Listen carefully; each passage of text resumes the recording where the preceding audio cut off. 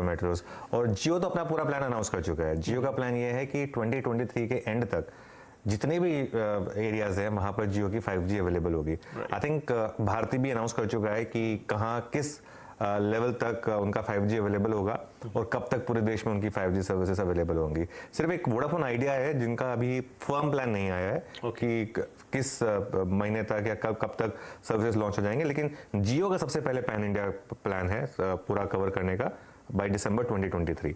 और हम और आप तो इसी दिवाली तक, इस दिवाली को हम 5G यूज कर रहे हैं, बात कर रहे हैं। हाँ जी, बिल्कुल बिल्कुल।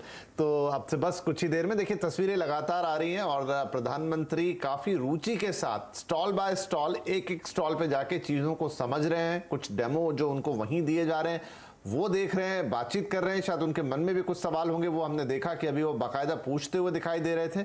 और ये अलग अलग स्टॉल्स पे जाके, और जैसा असीम बता रहे थे कि अभी जब वो स्टेज पर पहुंचेंगे तो बाकायदा लाइव डेमोस की तैयारी है। कहीं टनल से होगा, कहीं स्कूल से होगा, कहीं किसी रिमोट एरिया से होगा। ये देखिए मोबाइल क्लिनिक, आई थिंक ये कोई एक एम्बुलेंस बनाया है उन्होंने, जो डेमो पे इस समय दिख रहा है। उन्होंने समझाया जा रहा है कि कैसे 5G के जरिए चलती फिरती गाड़ी के अंदर, यानी वैन के अंदर, एक एम्बुलेंस के अंदर आप उन 5G सेवाओं के जरिए मरीज को उसी वक्त जान बचाने के लिए जो जरूरी कुछ ट्रीटमेंट्स होते हैं जो एक एम्बुलेंस के अंदर प्रोवाइड किए जा सकते हैं, उसमें 5G सर्विसेज का क्या रोल रहने वाला है।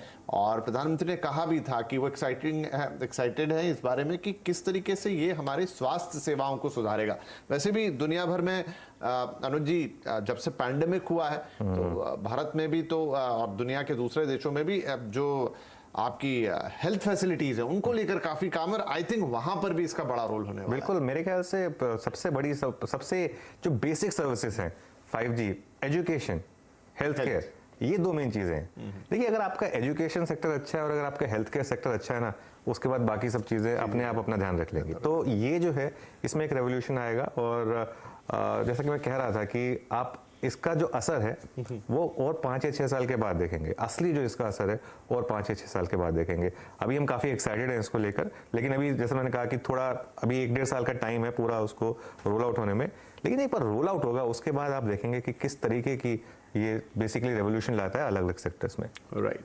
तो इस क्रांति का इंतजार है, बल्कि इस क्रांति के मध्य में से हम गुजर रहे हैं। जैसा अनुज थोड़ी देर पहले बोल रहे थे कि हमने पहले 2G देखा, 3G देखा, 4G देखा, अब हम 5G पे हैं। और ये पिछले 10 साल में पूरी क्रांति से हम गुजरे हैं।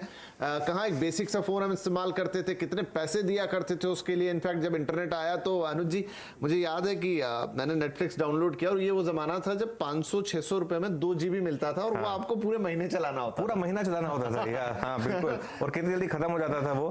अरे आप वो उसकी बात कर रहे हैं, जब टेलीकॉम सर्विसेज याद है शुरू में आई थी विपिन जी, तो इनकमिंग कॉल के भी पैसे लगते थे। अब कोई फोन आता था तो आप उसको काट देते थे, उसको लैंडलाइन से लगाते थे क्योंकि वो SMS का भी आपको चार्ज करना पड़ता था कि सिटी का SMS का इतना, आउटसाइड सिटी का SMS का इतना और इंटरनेशनल का इतना। वो सब दिन गए अभी। मतलब बिल्कुल एकदम टेलीकॉम सर्विसेज जो है एकदम रेवोल्यूशनाइज हो चुकी है। और देखिए एक चीज देखिए, उसके बाद भी कंपनियां अच्छा मार्जिन बना रही हैं। ऐसा नहीं है कि कंपनियों को कोई लॉस हो रहा है या कुछ। कोई जो एक फेज आया था जिसमें काफी कंपनियों को लॉस लेना पड़ा था, स्पेक्ट्रम कॉस्ट काफी हो गई थी, अनरीजनेबल हो गई थी।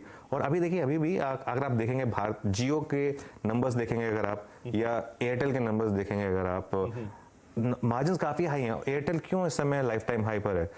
रिलायंस का जो स्टॉक है उसमें काफी एक बड़ा जो हिस्सा रहा है वो जियो का रहा है। जियो की जब वो फेसबुक की इन्वेस्टमेंट्स जियो में आई थी, उसके बाद से आप रिलायंस के स्टॉक का चार्ट देखिए। और हालांकि of course Reliance owns the channel that you watching, लेकिन फिर भी एक, क्योंकि इंडिया का सबसे बड़ा स्टॉक है, उसमें काफी तो सम ऑफ द पार्ट्स है। सम ऑफ द पार्ट्स में जब एक टाइम था रिलायंस को जियो की नेगेटिव वैल्यू थी। जब जियो स्टार्ट हुआ था तब नेगेटिव वैल्यू दी गई थी सम ऑफ द पार्ट्स में जियो की।